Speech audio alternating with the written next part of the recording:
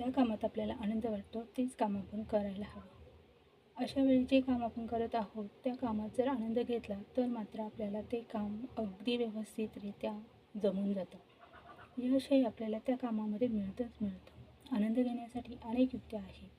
या जगामध्ये आपण जी कामं करतो तीच कामं अनेक लोक अगदी मजेत आणि आनंदात करत असतात.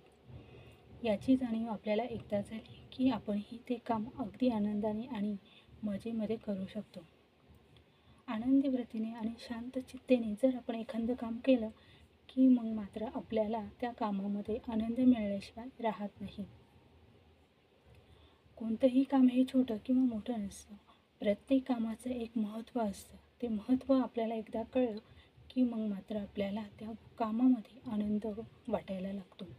आणि आपल्याला जेव्हा आनंद होतो तेव्हा ते इतरांनाही कळतं की ह्या कामामध्ये आनंद मिळतो आहे आणि हे काम खूप छान आहे आणि इतरही लोक तुमच्याकडे पाहून ती कामं करायला लागतात.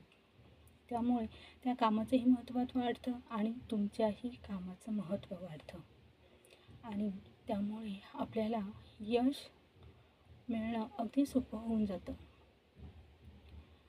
आनंद एकदा आपल्याला त्या कामात मिळायला लागला किंवा त्या कामामध्ये आपल्याला वारंवार यश मिळायचं लागलं की मग मात्र आपल्याला अजून मजेमध्ये किंवा अजून ती कामं करून आपल्याला खूप खूप पुढे जाता येतं.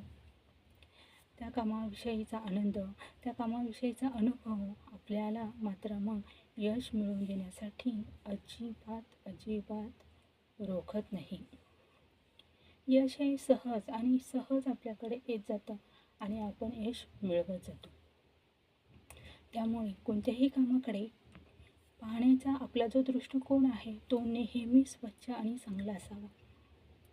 काम हे काम असतं. ते काम करणारा हा किती गुणी आहे किंवा तो किती त्या कामाविषयी जागृत आहे हेच खरं तर पाहायचं असतं. बऱ्याच वेळा असं होतं की लोक एखादं काम छोटं आहे म्हणून त्याच्याकडे दुर्लक्ष करतं आणि जी गोष्ट खूप सध्या चालू आहे त्याच गोष्टीकडे माणूस जास्त आपला कल वळवतो.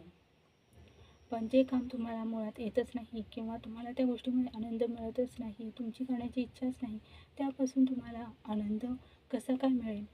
आनंद हा बळजबरीने मिळवायचा नसतो, तो सहज मिळत असतो आणि तोच तर खरा आनंद असतो.